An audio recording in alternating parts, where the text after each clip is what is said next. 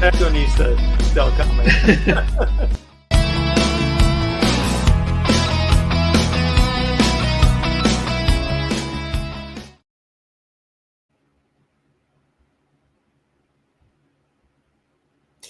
Buenas noches, gente. Qué linda noche poder estar acá en Protagonistas del Cómic en el episodio número 38 con una felicidad enorme por tener a uno de mis top artistas favoritos. Artista responsable de esto, voy adelantando, ¿no? Responsable de cosas como estas que ustedes conocerán, pero no vamos a dar tantas vueltas, vamos directamente a disfrutar de esta hermosa charla que vamos a tener con él. Primero vamos a darle la bienvenida a Mario.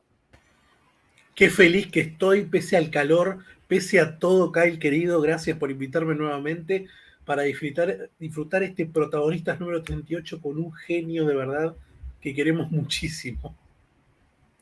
Creo que está todo dicho, Manu. La verdad que sí, sin duda.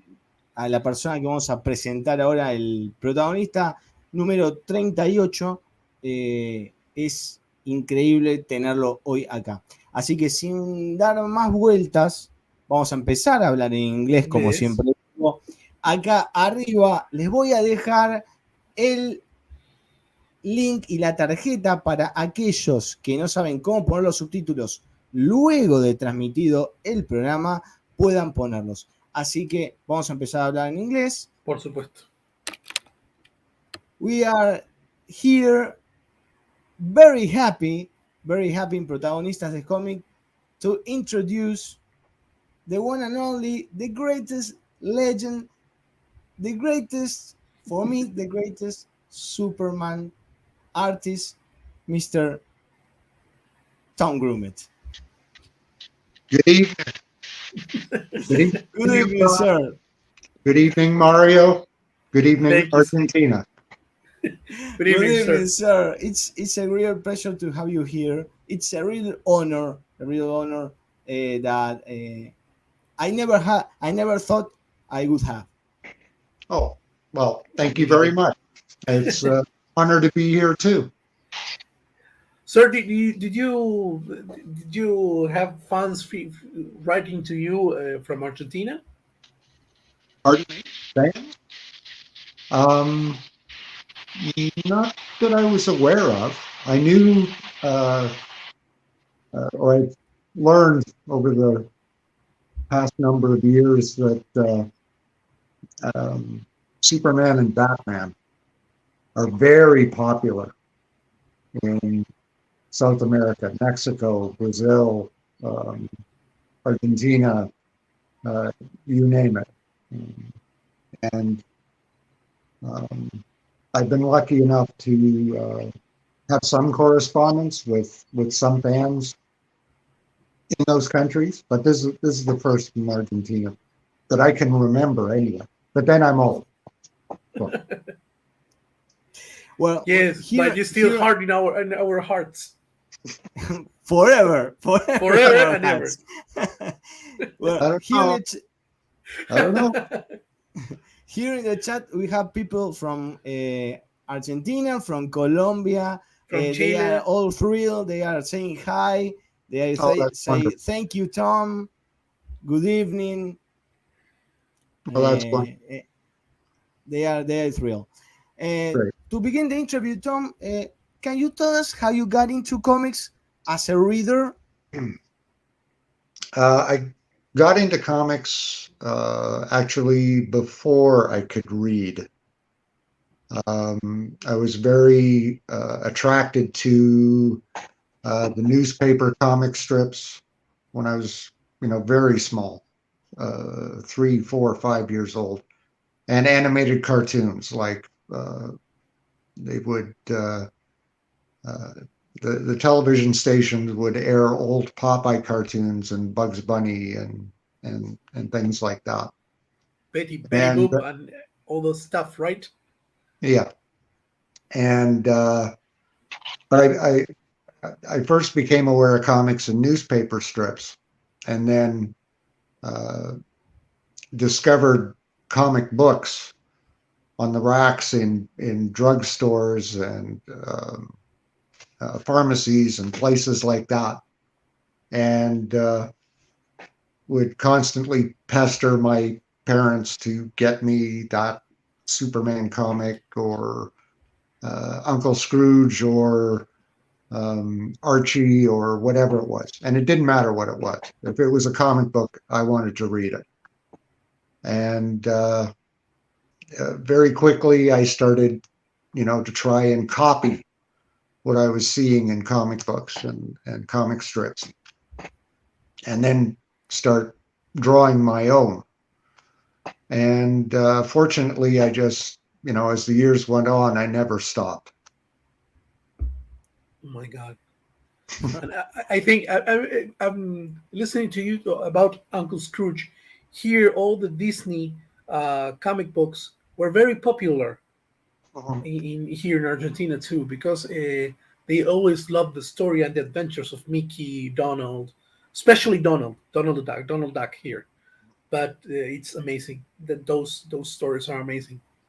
Yeah, and they seem to reach readers all over the world. Mm-hmm. Tom, you said that once you begin copying, you never stopped.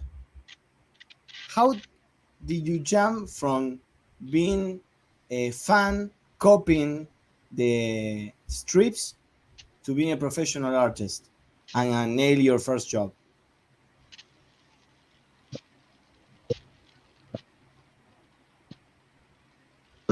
Oh.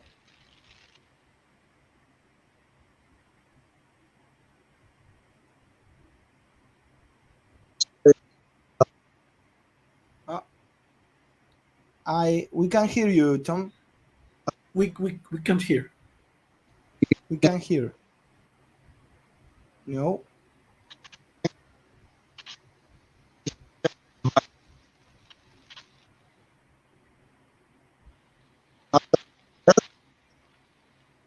We hear you, but We hear, but the audio is cutting out.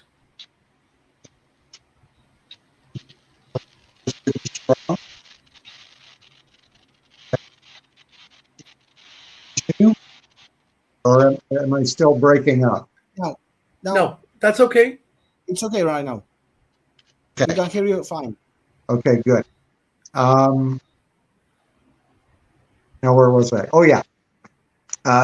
When I was in high school, I was constantly drawing my own characters and strips and trying to develop my own comic book stories and that kind of thing. And I was convinced that when I graduated from high school, I was going to go to New York City and start working for DC and Marvel. So this was an 18-year-old. And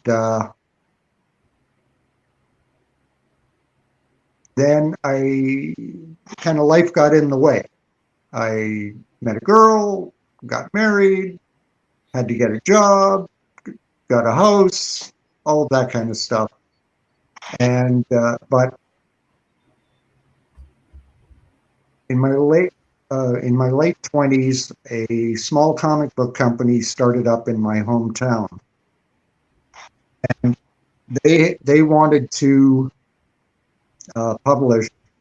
acquire the rights and publish a Canadian character that I don't know if you've ever heard of, called Captain Canuck. Yeah. Country. And they asked me if I'd be interested in drawing the book. And I was, and I'd work my day job and in the evenings work on this comic book. And I did one issue, and the deal to acquire the rights fell through. So everything was in place to go ahead for this group to publish a comic. So I said, why don't I just make one up? And I did. And we published it. It was a title called The Privateers, and it was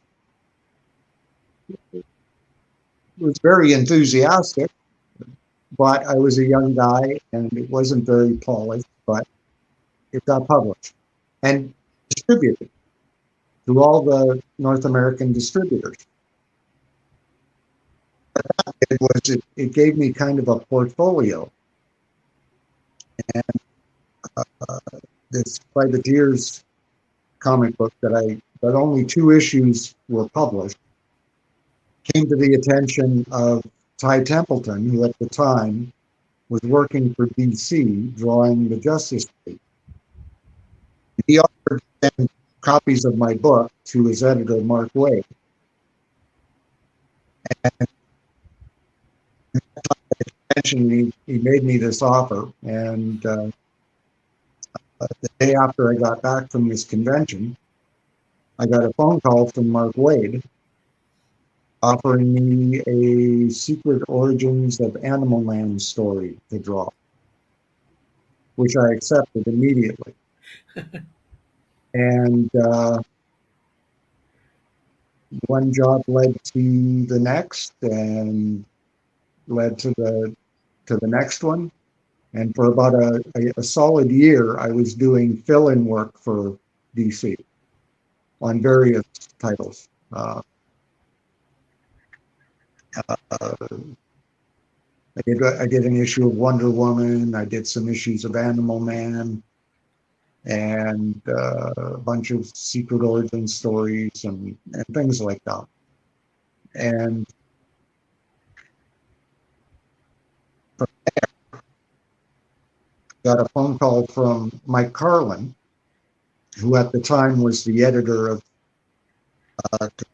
New Teen Titans book. And Perez, who had just returned to working on the Titans, had to step away. So they were looking for a penciler and asked if I was interested. And I said, of course. So, and that led to, then I was the regular penciler on Teen Titans. You mentioned Teen Titans, and here we have some pictures. Oh, great. Of your work, of course. Your work. The first one is the issue 58. I think it's your first one. It is. It's your first one working on the new Titans book, and you have the chance to work also in the introduction of Tim Drake as Robin with The Lonely Place for Dying. That's right. How was this interaction with Marv and George? It was wonderful. They accepted me, this basically a new kid out of nowhere with not very much, not much of a catalog of work behind me, as, a colleague, as a peer, as an equal. And it was wonderful working with them both. I worked more obviously with Marv because he was the writer of the title, but I did manage, a few collaborations with George over the years. And for instance, that Titans 58 cover is my pencils and George Perez's inks. Oh. And I believe that was one of the first things I had to do working on the new Titans title, was to come up with this cover. And to have George Perez ink it was just amazing. Yeah. No, I owe a tremendous amount to both Marv and George, mostly because they accepted me first and allowed me the opportunity to grow in that, with those characters and with that title. And yeah, it was great to work with them. And Tom, it was for you hard to be the follow artist to George Perez. Did you feel the pressure of the title of trying to match George's artwork? What would you think? Yes, absolutely. Yeah. No, it was exhilarating and terrifying at the same time. And yet it was fun. It was a lot of fun to try and take these established characters that Marv and George have created and portray them in my own way and try to make them my own. If that makes, if you can understand that, it's just fantastic opportunity. Tom, you said that you have fun in that run of Teen Titans, and we love it. Of course, Kylie he's a huge fan of the Titans too, but he's the greatest fan on the earth of the Titans. But I want to say, I want to ask you, because you said you have fun. Which character did you prefer to pencil? Starfire. Oh yes. Starfire. You know, Starfire is my daughter's favorite character.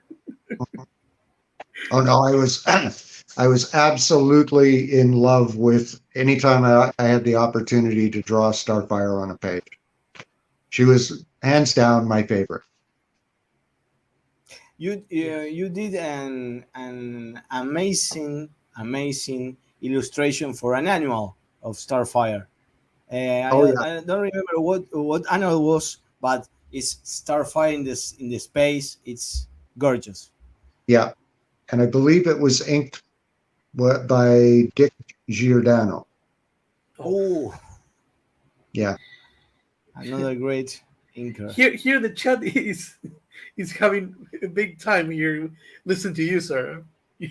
They have a big time here. Have a big time. Gonna show some originals here. Yeah, I think this is lovely. Wow, I haven't seen these in black and white for decades. They look That's amazing, beautiful. Sir. Well, They thank look you. amazing.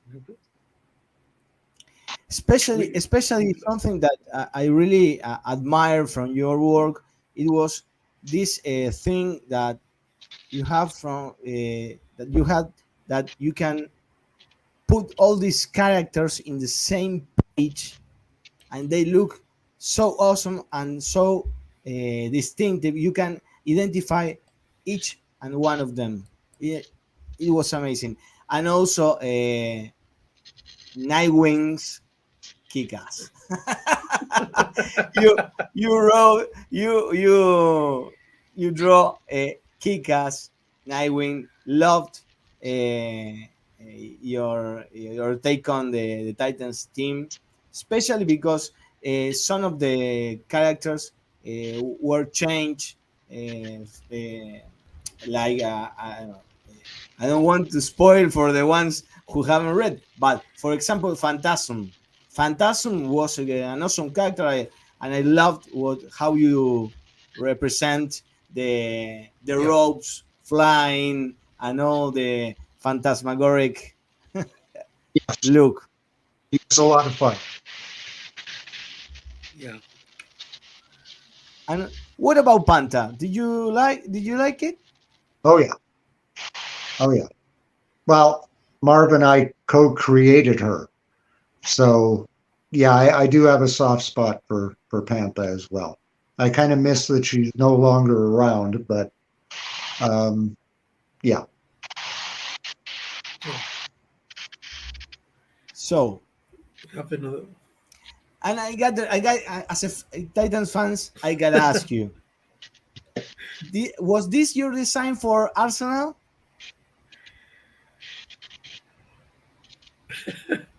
But it looks very 90s today. Totally 90s. Lots of belts and pouches. Exactly. Yes. But also a badass character too. Well, yeah. Yeah, especially because in this part of the book, Arsenal becomes the leader of the Titans. In this Yes. part, this is a pivotal issue, and he becomes the Titans leader. And I really loved. I actually loved the design, but later it become more similar to the Red Arrow or Yes. the actual one. And you put the bolas here. We see in his left hand bolas. Here in Argentina, our the gauchos, the people who work in the fields here in the country, they use that thing. Yeah. No, I knew A lot of years. I knew that. I Yeah. love it. No, he had to. The whole idea with Arsenal was okay. We know all about the bow and arrow thing. We'll make him a master of all weapons. So boomerangs and bolos and throwing knives and all that fun stuff. Yeah. It's awesome. It's awesome. Also, did you draw this cover as a homage of Vigilantes cover from George Not. from the annual? I don't recall doing so. I don't believe I was asked to do that. I'm asking because I can't of the remember that. I can't remember that vigilante cover. So I would have to say no. Okay, so If it looks that similar, that was an accident. It won't happen again, sir. No. And here we have, I think, the best of the best. Action Comics 665 was your first take on Superman. I believe so, yes. Yeah. So, you told us that Mike Carlin was the editor of Titans, and then I think he became the editor of Superman. Yeah, he was the editor of Superman more or less at the same time as he was the editor of Titans. The Titans had gone through an editorial change before I got to the Superman titles. Mike was already the editor of the Superman titles, and he took on the Titans with help from his assistant. But it was through the Titans that I met Mike, and I got the chance when I met him face to face to tell him, I don't care what it is. I don't care if it's a backup story or an annual or anything like that or at all. I would just like one shot to draw Superman because I was a huge Superman fan, which all of the Superman artists were. So I think it was with that issue of Action, he gave me a shot. And I think I did well enough that when Jerry Ordway decided that he was going to step away from drawing the Superman title, but would continue writing, Mike thought of me to pair up with him and work with him on Adventures of Superman. And what a duo, eh? And what a duo. Jerry Orway, Tom Grummett. What a duo. Yeah. And talking about Superman, how was working with the other series of the character, with the other artists and the other writers?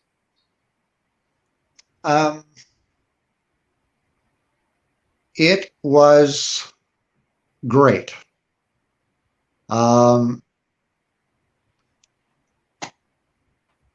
They were probably the most creative people I've ever worked with on anything. Yeah. And the one thing we all held in common was we all loved the character of Superman and the supporting cast and everything about it. So the main reason every one of us was on that team was to push the legend of Superman forward. And I think we succeeded. It's a great time of Superman. For me, it's the greatest time of the character. Well, for me too, actually. Yeah, because we, like, I was a huge. I started it pretty much at exactly the same time as you know, I joined Team Superman pretty much exactly the same time as John Bogdanove did. And I loved his work. And what the editor, Mike Carlin, would do is once a week he would send out to everybody every script that was in development, all pencil page Xeroxes of all the pencil pages and ink pages that were in production, so everybody could see what everybody else was doing. And I would always dive into that box and look and see what John Bogdanove did the previous week. And then I would sit down at my drawing table and say, I'm going to try and beat what he did. So I took whatever John was doing as a personal challenge to try and match at least or exceed what he was doing, which was fantastic. Well, you know, this era that we are speaking about from Superman, it's so special because, as you said, everyone in the team seems to fit in the big plan, in the big picture of Superman, and they fit so well that they didn't feel disjointed. It felt like continuity. Fluid. Fluid and continuity. Yeah, I think it was amazing that we were able to do that every month. You know, try and weave all the stories together, and because our art styles they're similar, but in a lot of ways very, very different. And it's very difficult I would think for Carlin, it must have been extremely difficult to try and pull all those threads together and do it every single month. But he did it, and we did it. Amazing. And one of the greatest events before the one everyone talks, and I think it's very underrated for the people, but I really love this event. That it's Panic in the Sky. Panic in the Sky. I love that one. That was so much fun because we got to bring other DC characters in to take part in it. Wonder Woman and Batman and Captain Marvel and just and some of the new gods. And yeah, it was a lot of fun to do that. And they're all fighting Brainiac, and Maxima's in there, and it was everything comics should be. Exactly, sir. Yes, sir. I totally agree. Especially because I really got surprised that it was inside it was a saga inside Superman's titles, but it felt like a macro saga, like Crisis, like Legends. It felt more like that, you know? Yep. And yet, you're right. We managed to keep all that just contained in the Superman titles. But yet it had that feeling that it was that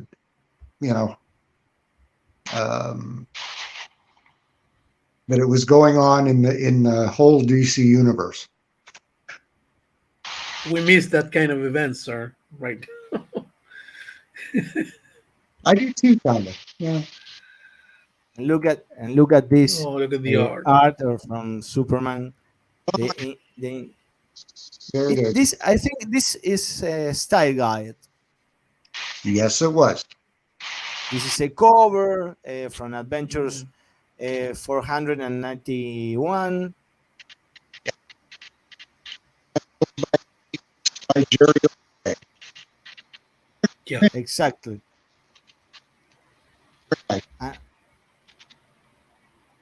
And this one was a commission. Yeah. It looks amazing. Love it.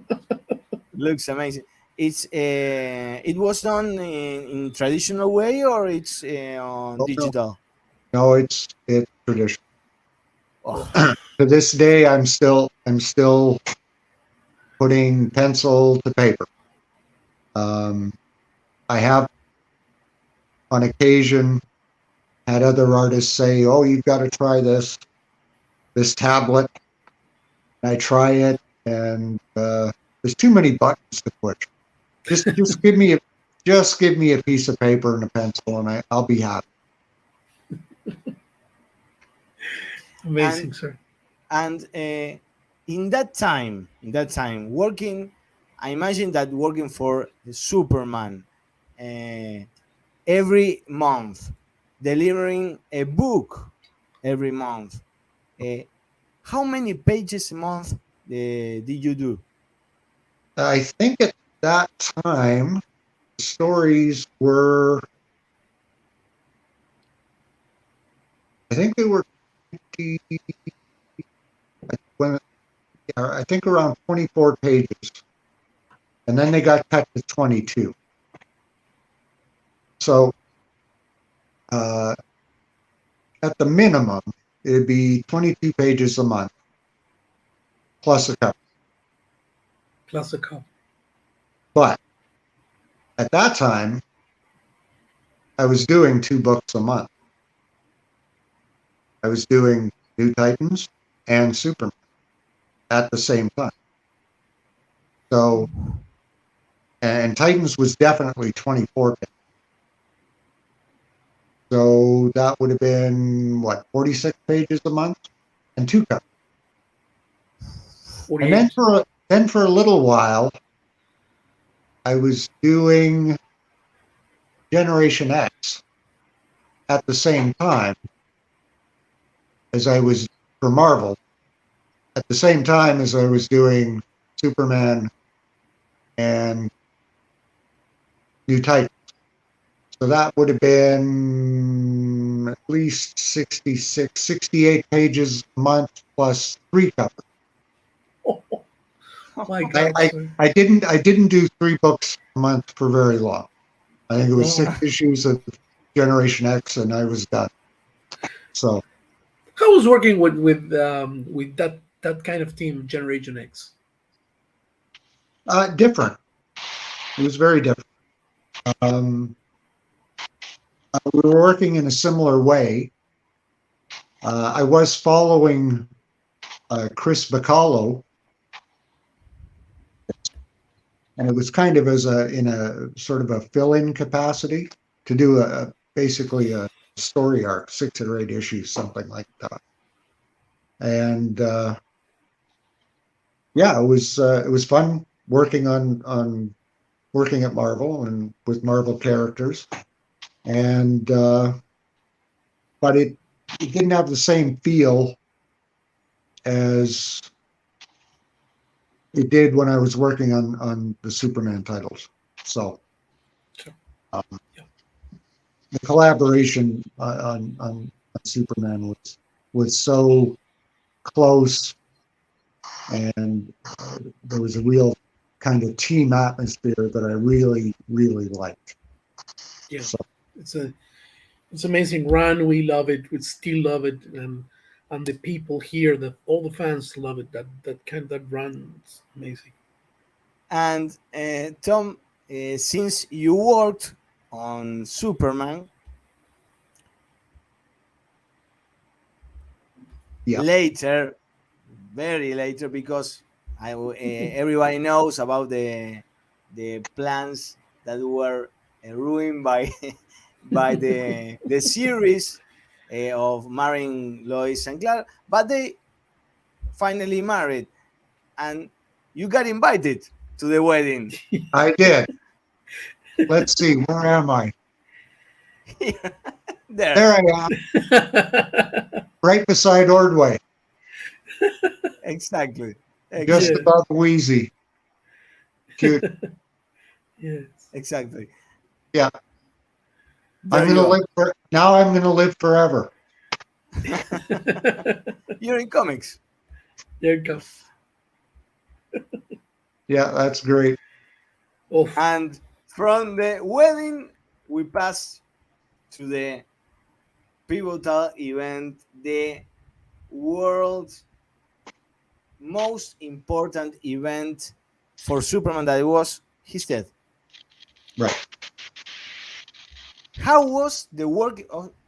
First of all, how was the working process to put all the team working on this plot and taking it to this level, the level of we're gonna kill Superman? And what I always ask, was it really Jerry Orway, the one idea who suggested to kill Superman? Yeah, I believe it was.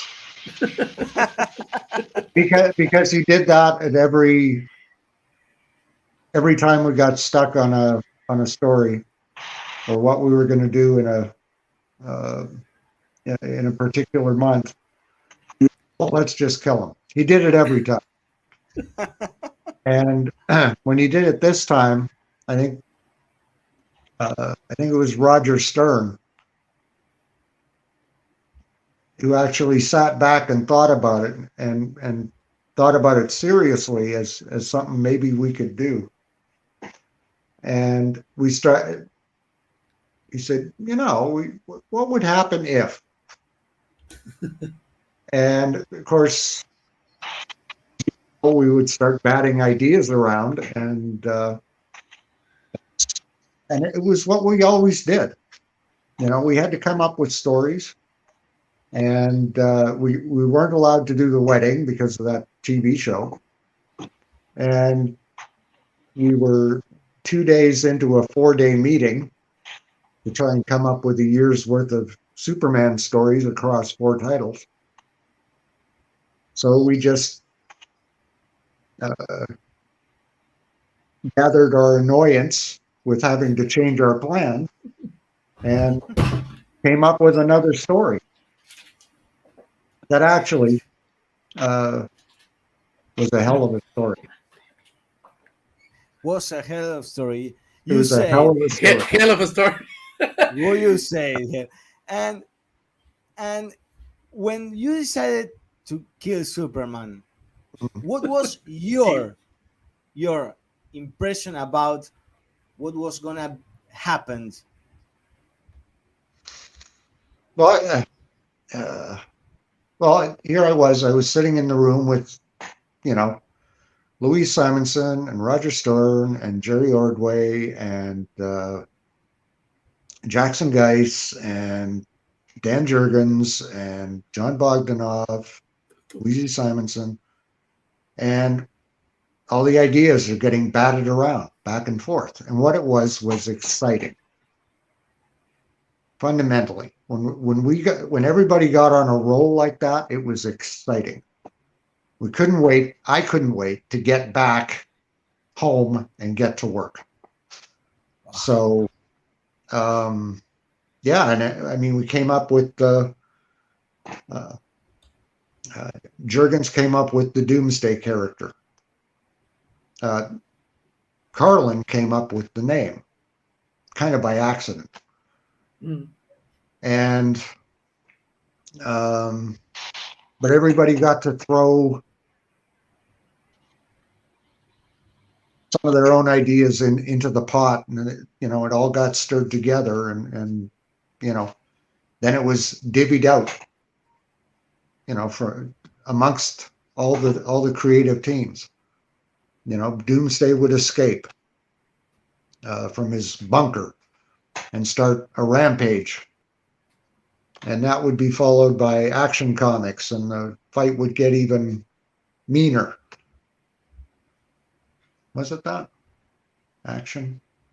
No, it started in Man of Steel, moved to Superman. 18. Superman, and then Action. Then Adventures, then Action. So everybody got a piece of the story. And it's just exciting. Yeah, it's amazing because you all thought, the story. Did you thought that it would become such a success, a world success, because it was on the news. It was everywhere. Shocking. It was shocking, really shocking. Nobody could have planned for that.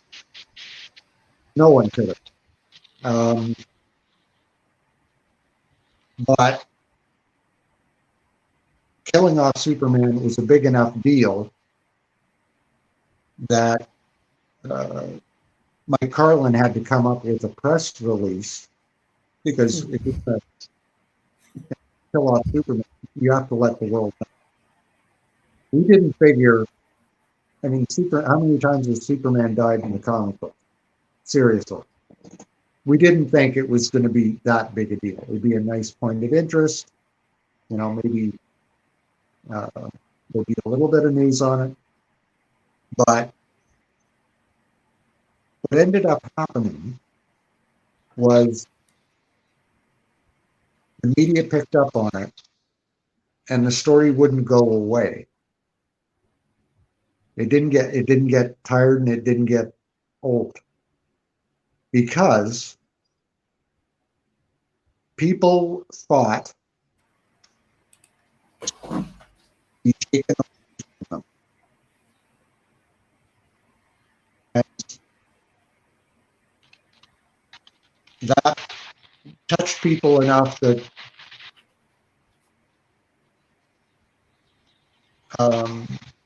and these were people who hadn't read a Superman comic in decades, since they were little kids. But they were afraid that Superman was going to be taken away from them forever. And that is what happened. Here in Argentina, they have published like this. This is an original from 1993. Mm-hmm. And they they did with inside the magazine all the event of the death of Superman. Right. They have many interviews with reporters, psychologists, media guys, everyone, and everyone wanted to be here in this number, and they expressed their opinions about this event. It's huge. It was a huge deal here in our country. This is the number, sir. Right. Is the TPP. So that's from Argentina. 92, 93. Yes. Indeed. Yeah. Yeah, it was huge everywhere. Here, sir, in the chat, are asking if you guys felt like celebrities during that era because of all the media attention that you have. Speaking for myself,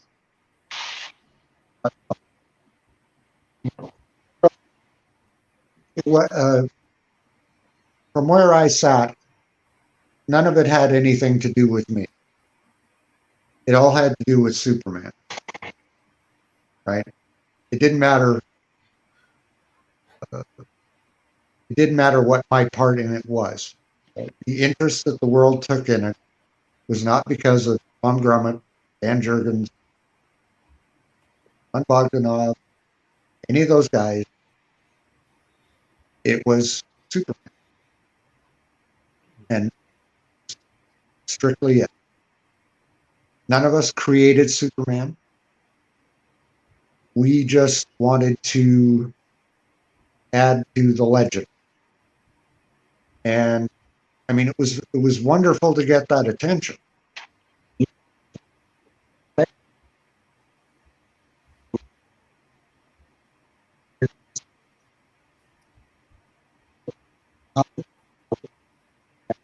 It's, sir, sorry to interrupt you. It's cutting out.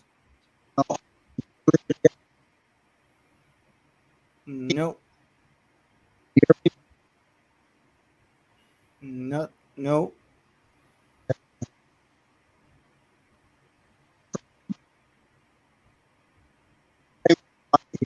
Put off and turn it back on. Let's see if that seems to be There. something. There. Good? There. We're good? We can hear clear there. It's windy here. It might have something to do with it. Okay. Anyway.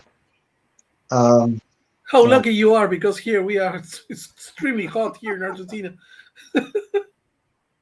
Oh, should I tell you what it's like in Canada right now? It's no, I think.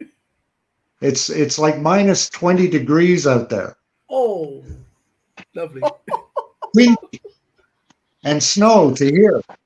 Yeah. So, yeah, I would love to be where you are right now. I've had enough of winter. Anyway. Yeah. Sir, talking about this thing, you said that for you was nothing because you were the creator. You were not the creators, but the aftermath of all this, when you get to the conventions, they were heroes too. So what was your reaction when the fans came with an issue, when a TPB or whatever, to sign and say, "Thank you, sir, for this"? Well, it was great to get that attention. It was great that we had entertained people, that we had touched them in some way.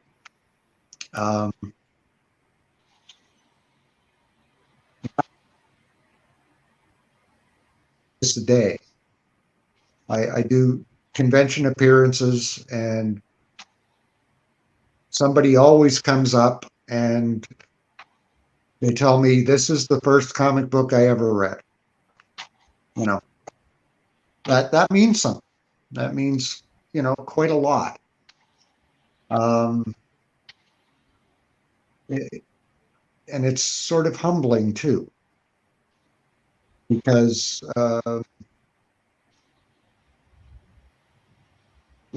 it's as much about the fans as it is about me, or even more so.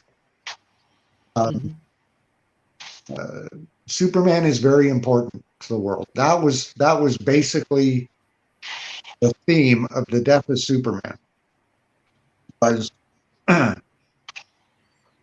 Superman was not a great seller at the time. It didn't sell. He didn't sell a lot of comic books at the time. He was kind of a mid-range selling title. Spider-Man sold much better. Wolverine, you name it. There were lots of bigger properties at that time. But the fact that people felt that Superman was going to be taken away, it showed the importance of who the character is. I think it demonstrated to us, because all of us working on the Superman title loved Superman and had since we were little kids. And to see that this story reawakened that love for that character in so many people was the best part. And after death, I think it was, you tell me, sir, but I think was the most important part to know how you guys follow the story. And you've been quite busy, because I have some covers here of some of your art, and you did one of the most heartbreaking covers. Yes. I remember that it's Jimmy Olsen's picture of Superman fallen. Right. Yeah. It's heartbreaking, and it's beautiful at the time. Yeah. Do you know the story? Have you been told the story of this cover? No. Oh, okay. When I originally drew it, if you flip it around where his head's at the top, that's how I drew it. Okay. And I sent it in. And Carlin, of course, was still sending out his packages to everybody. And Dan Jurgens saw it, and he called Mike Carlin and said, "Turn it upside down." And Carlin turned it upside down. And he said, "Oh yeah, we'll print it that way."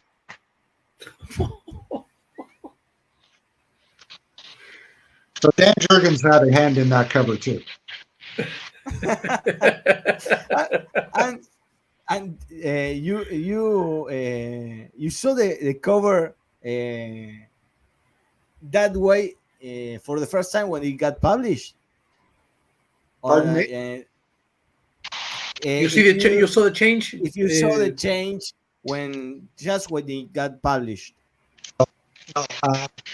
I got a phone call from Mike Carlin, and he told me that this was what he was going to do, and I said, "Sure, sounds good, works for me." So, and it did look a heck of a lot better. He looked deader that way. Yeah, it's amazing. It's amazing, and you got a lot more things. Here's more original art. This is from Adventures 500. Mm-hmm. This one is iconic. This one is iconic. Adventures of Superman 499. The memorial statue that resembles the original cover from Superman, and later it was used for Superboy's memorial also. Oh, This is recently artwork. Yes. Yeah, this was a commission for a client. And yeah, he wanted the whole, all the Supermen in it. Yeah. The whole gang. The whole gang. And one of the things that I can assure from Reign of Superman is that it got gorgeous covers. They Yeah. are amazing, amazing. We love it. Eye candy for the comic book collector. You know, look at this. Yeah. I love it. Truth and justice, my way. It was great. Yep. Good old Superboy. Tom, Yo, Superboy. We're gonna pick about Superboy now. yeah. This Okay. one is. It's Ooh. I really love this one. Yeah. Boy meets girl, Boy meets girl. Yep. and one of the things that I really love from your artwork was how you draw the woman's hair. I don't know why, but Yes, it was because of the all the curls that then it was used for Superman because he was long hair. Then he used the curve. Yes. Yeah. Long-haired Superman. That was amazing. There you got it. Oh. There you got it. Guns. Pack and loaded. Yep. The guns of Superman. Yeah. And here we got to the one of the characters I really loved.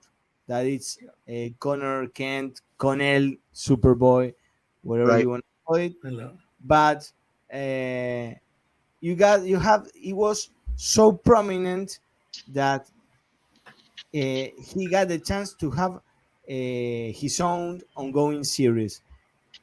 How was for you to have the chance to still work with Superboy and Carl Kiesel on this ongoing?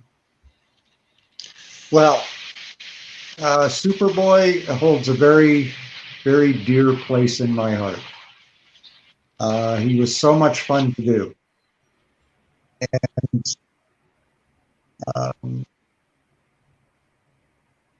the way he came about during our big Superman meeting in we all gathered to try and figure out how we were going to bring Superman back. And we came up with the reign of the Superman storyline. So it had floated the idea that, okay, 4 different people, 4 different guys step forward and say that they're now the new Superman. And it was brilliant. It was a brilliant idea. So we had to come up with 4 different Supermen. And I think originally it was Louis Simonson and John Bogdanoff who started talking about a Superboy character. And Carl and I were sitting beside them in the meeting room. But Carl and I really gravitated to the idea, and we came up with the "Don't call me Superboy" line. And the tagline Carl came up with: "The adventures of Superman when he was a boy."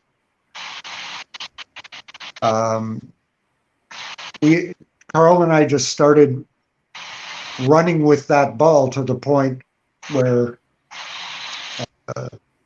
Louise and John said, "You know what? Why don't you guys do that one?"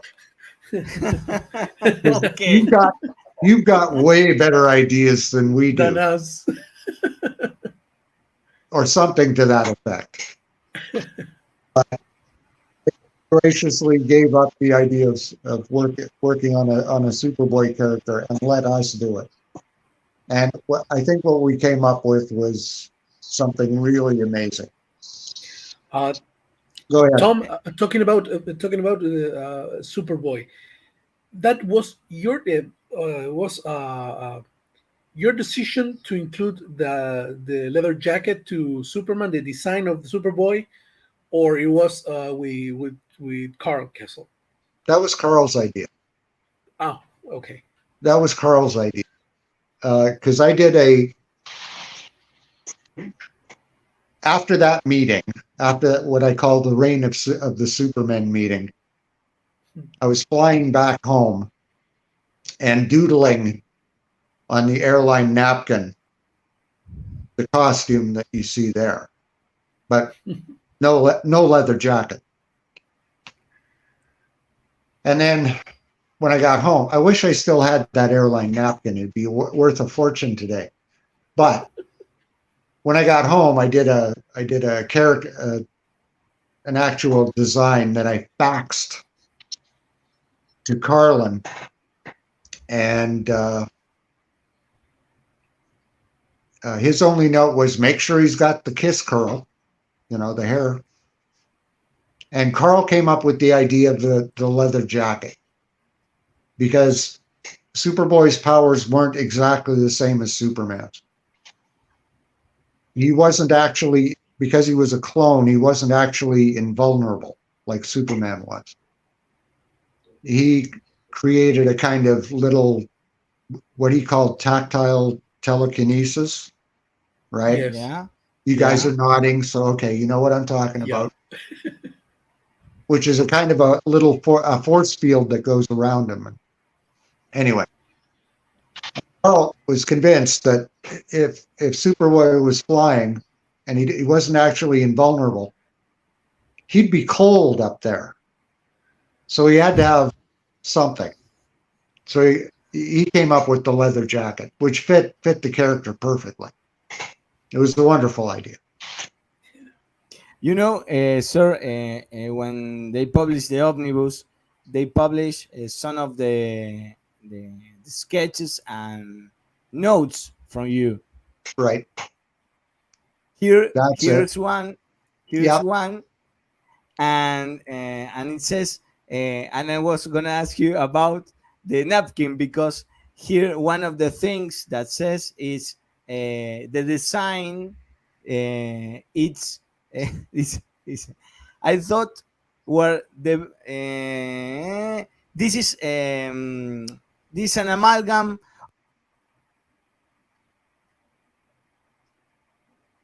Oh, se te fue, Kai, se te fue el... ¿Ahí me escuchan? Ahora sí. Ah, me escuchan. Dice, this design is an amalgam of what I thought were the best elements of those napkin sketches we talk about. And I was going to ask you, yeah, what napkins? And that was what you just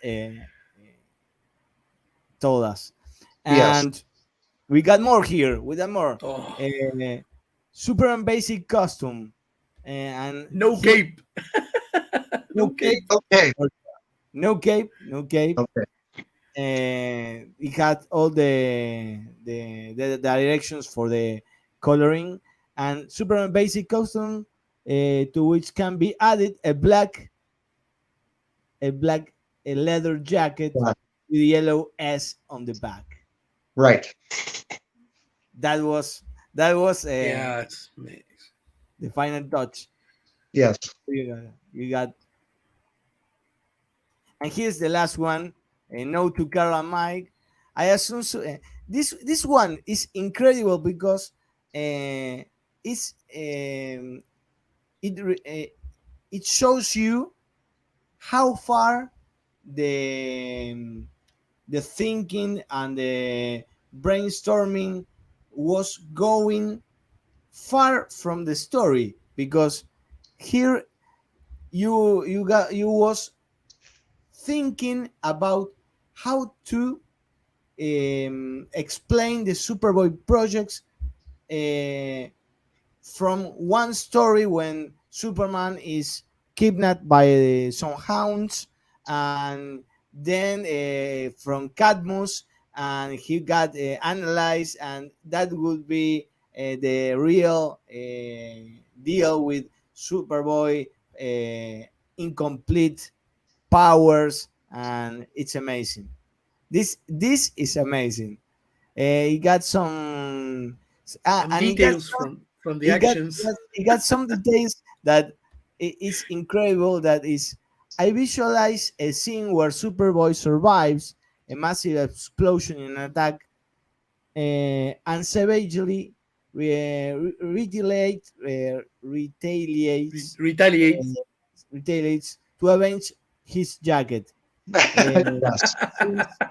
since Macken, and you say, Mr. Grummett, since Macken isn't likely to be sewing leather jackets in quantity, if at all, they'll be Uh, harder to come by than Subscape everywhere. And you wrote this speaking about the tactile telekinesis and the Superman's aura that was right. it was created by Byrne, I think. Yeah. Yeah. I mean, this was this what this illustrates, I think, is that level of excitement that we Totally. all that we all would well, that I personally felt in, every time I got in a room with those guys, it would just fire off ideas, with all the ideas flying around, it would just trigger a whole bunch of ideas in my own head. And I think it also illustrates the kind of stuff that Carl Kiesel and I were talking about, that convinced Louise Simonson and John Bogdanov to just gently hand the Superboy idea over to us, because you know we were frankly we were getting carried away. I mean, and that illustrates how carried away you can get. And then they create another great character like Steel. To me, it's a Steel, great, great, great. brilliant, Brilliant. brilliant. Have you had the chance to see the Superman and Lois show, the The new latest one, show, the new one? the one on TV. I actually have not seen it on TV, which is very odd, because I did do a 30-page comic book last year that was set in the universe of that TV show.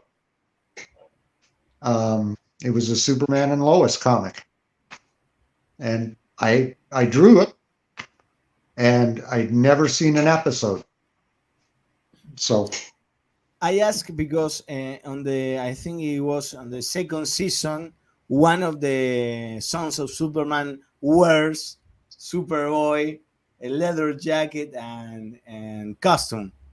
right, yeah, I think So I see something like that in my Google Images somewhere. It's kind of cute, actually. It's kind of fun. It's actually, in a way, it kind of surprises me from time to time, because Superboy, that character, the one that Carl Kiesel and I came up with, it's now 30 years old, right? The kid is 30 years old now, and he's still around. Yeah. And the other amazing thing to me is, when I'm at, I do a few small number of conventions every year, and it amazes me how often I'll be sitting at my table at a convention, and a teenager will walk up with one of those Superboy comics in their hands, and they'll want me to sign it, which I will happily do. But I take the comic book, I sign it, and then I turn it around to them, and I ask them, "How old are you?" And they'll say, "Oh, I'm 13, 14, 15, whatever." And I'll say, this comic book is way older than you are.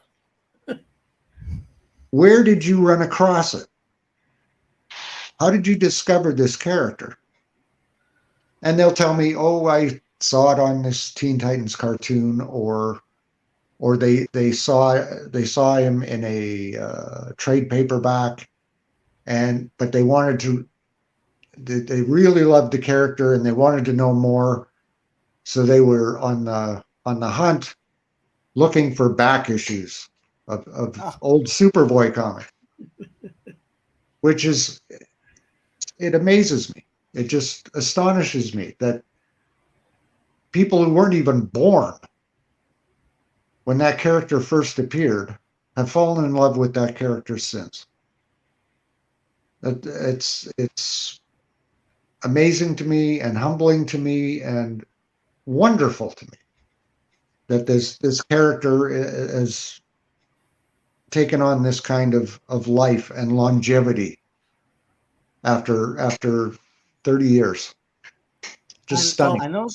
And also people's love, because people really love Superboy. Yeah, That's Superboy. You got They do. It's amazing.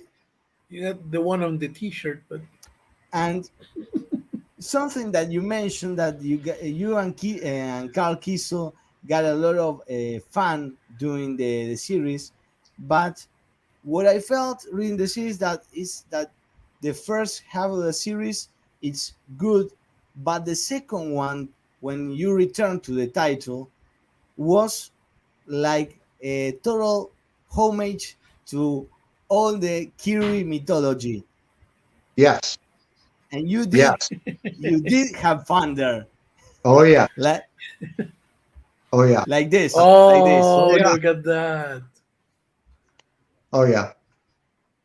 No, it was amazing that we were allowed to get away with that. Because I mean, and back in that, back then in the mid 90s, working in comics, it really was like, I said this, I've described it this way before, but when I started working in comics, the inmates were running the asylum. And that's a perfect example of what I mean by that, because Carl and I were enormous Jack Kirby fans. So every opportunity we could get, we would play with those Kirby concepts and that mythology. Having the Golden Guardian as part of our supporting cast, and moving into Cadmus, and turning him into Commandy. The Evil Factory. The Evil Factory. Those guys. I mean, we just had a blast with all that. Yeah, this was one of the most fun parts of the run, and you can tell that you guys love Kirby's work, and especially as also a fan of Kamandi. Yes, I really loved Superboy 50 when he turned he was turned into the last boy on earth. It was incredible. It was incredible. If you think about it, It was the craziest idea. It was utterly the craziest thing when, and that was our return. That was our big return. And Carl contacted me, say, I would really like to go back, and I've come up with some Superboy ideas. Are you interested? I said, well, sure. And he throws this Commandy idea at me. It's insane. But how could I turn that down? I mean, it was so much. Yeah, we tend to get carried away a lot. And we had a time of our lives reading those books because they are comic books are supposed to be fun. Yeah. Something that you read it, you have a great time, and you disconnect for a moment from reality, you know? That's kind of what they're all about, or they should be. Yeah. Tom, here in Argentina, when the Death of Superman came out, we have a book of sticker books. They did all the thing of the Death of Superman. Right. So many people, all the people knew the character of Superboy, Steel, everyone, Right. by your work. So I remember, Kyle, the sticker album from Chromie. Of course. Yeah, and they really love it. That and all your characters are in there. It was a lovely book. It sounds great. And I imagine, Tom, that besides Superboy, another character that you love is Tim Drake, Robin. Yep. Yeah. And you had the chance to do the ongoing run with an amazing opportunity that I don't know. You tell me that if it was kind of difficult to begin this run with Robin with all these tie-ins with Nightfall, Night's End. No, I can't say it was difficult.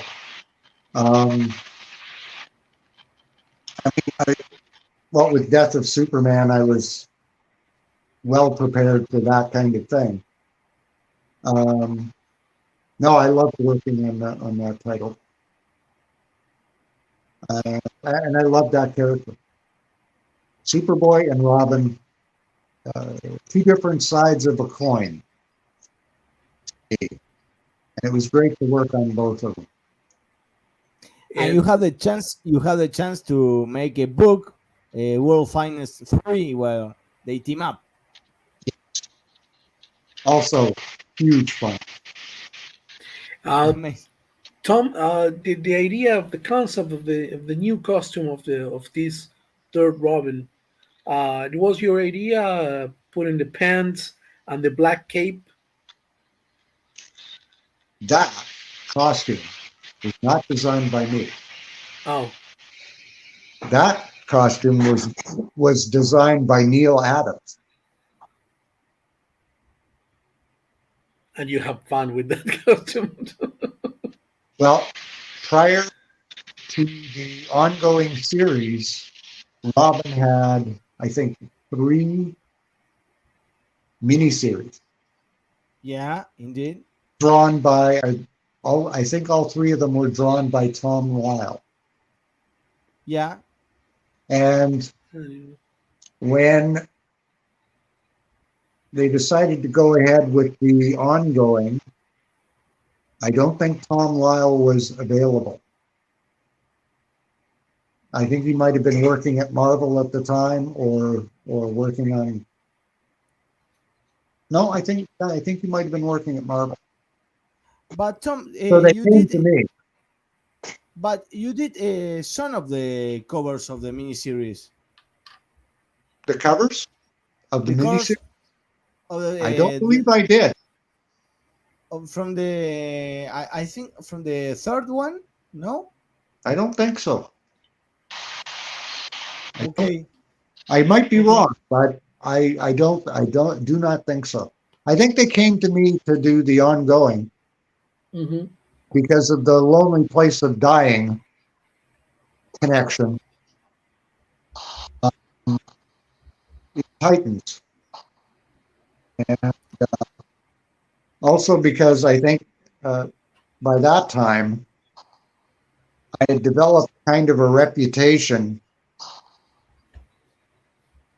as at DC and other places and amongst fans that I was the guy who drew good teenagers.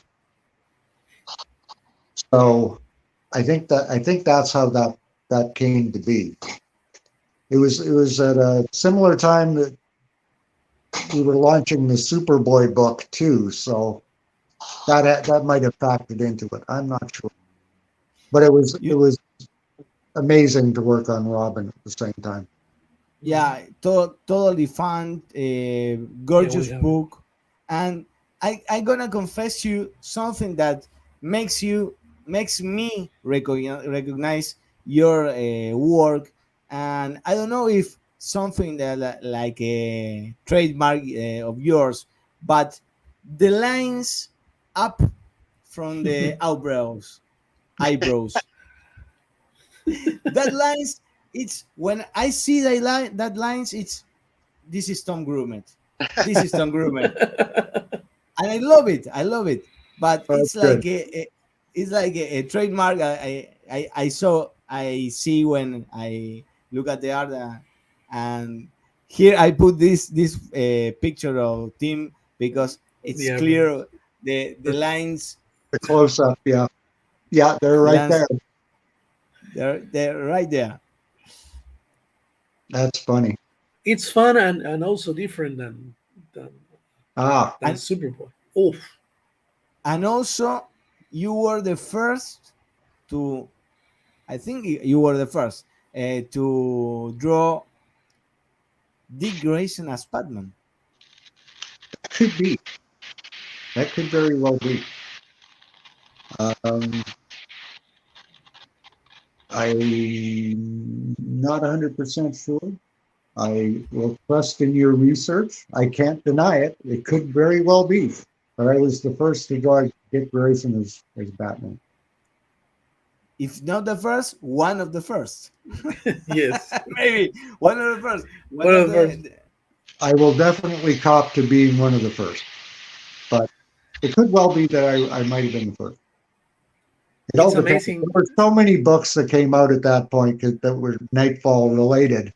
I'm not sure what order they came out in and who got to draw what first, but that was fun. That was an interesting time. Hey, look good. Didn't hear you, Tom. Pardon? Can you hear me? Yes. But the last part, he says. I said he looks good. Oh, yeah, it looks amazing. It looks great as Batman. And also with the two costumes, the Robin one and the Nightwing. Yeah, they did the trade paperback cover with your illustration. Yes, so, right. looks good. Amazing. Yeah, looks good. Thank you. And ending the interview, I'm gonna show you some series that you work on, and tell me what you think of them, and how was it work. Okay. With, for example, this one that most people doesn't talk about, but I really like it. Power Company. With yeah, that one. Basic. I love that. What character did you enjoy most drawing here? Hmm. I think it would have been the Manhunter character. Manhunter. Yeah, Manhunter it's the best one. is the best. But very close was the Witchfire character. Ah, What can I say? I have a weakness for women. What? Starfire and Witchfire. Away we go. Supergirl. Supergirl, absolutely. I'd love to draw her as often as I can. You draw an amazing Supergirl. I really love your take on Supergirl. And you draw Matrix Supergirl. Right. That for me it's my Supergirl because I grew up on the 90s. So yeah, our Supergirl. And this one, you got a Kickstarter with Carquizo that it was section 0 that first came out on Image Comics. Right. It got cut out on issue number 3, and then with the Kickstarter you got the chance to finish the story. How was it, this experience to return to this world? It was wonderful. And once again, it was a case of up, and he says, "I'd like to relaunch Section 0 because I've got ideas on how to end it, and I think we should end it."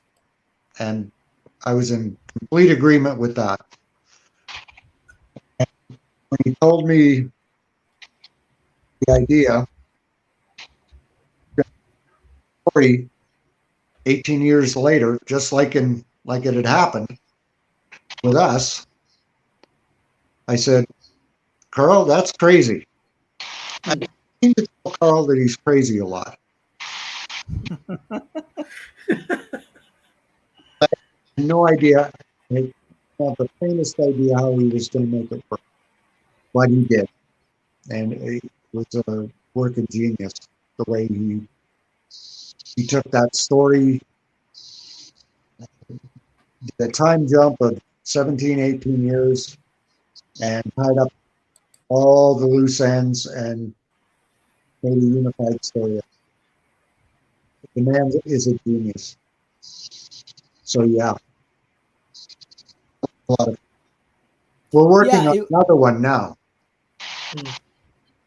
Of a Section 0 book. Can you tell us something about it?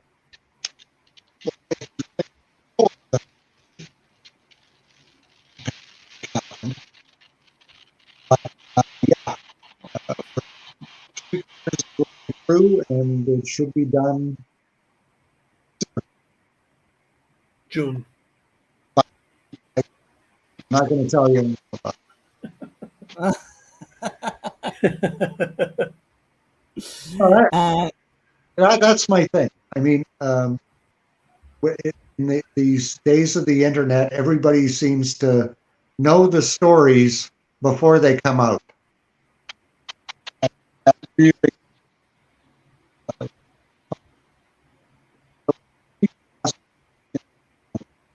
It's Tom, it's cutting out.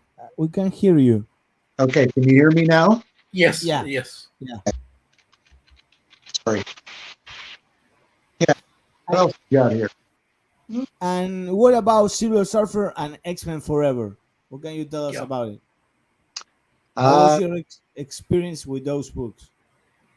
Great experiences.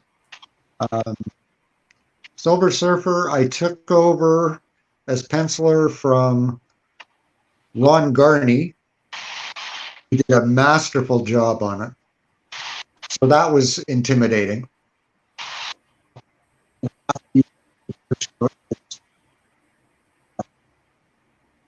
I love this Silver Surfer character, and it was fun to work on that. And X-Men Forever, I presume you both read it. Okay. The idea for that one was, what if Chris Claremont didn't stop writing X-Men?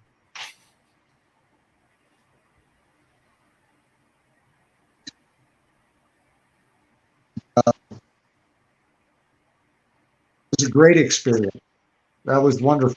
I hadn't worked with Chris before, and he is just a gem. Wonderful to work with. Brilliant ideas. The only thing about it was, he went and killed off Wolverine in the first issue. So there was that. I wasn't very happy about that, but understood.